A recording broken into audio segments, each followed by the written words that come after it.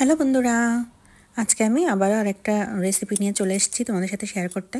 তো আজকে আমি একটা সিম্পল রেসিপি দেখাবো, কারণ বাড়িতে কিছুই ছিল না, চটজলদি এটাই করে নিয়েছিলাম। তো দেখেছো আমি মিষ্টি কুমড়া নিয়ে নিয়েছি, তো ওটাকে কেটে ধুয়ে নিয়েছি। এখন কড়াইতে তেল দিয়ে কালো জিরা ফোড়ন দিয়ে কাঁচা লঙ্কা আর মিষ্টি কুমড়াগুলো আমি এর ভিতরে দিয়ে দিলাম, আর সাথে দিলাম লবণ আর হলুদ দিয়ে খুব ভালোভাবে নাড়াচাড়া করে নিচ্ছি। এখন এটাকে আমি সময় নিয়ে একটু ভেজে নেব।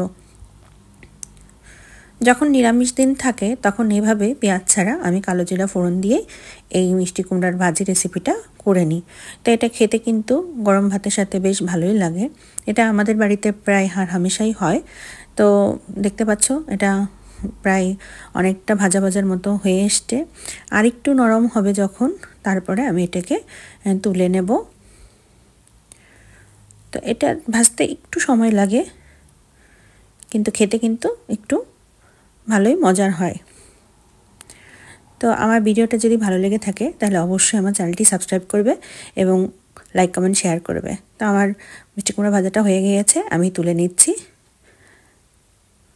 তো তোমরাও বাড়িতে ট্রাই করে দেখতে পারো, আর খেতে কিন্তু সত্যিই অনেক মজাদার হয়।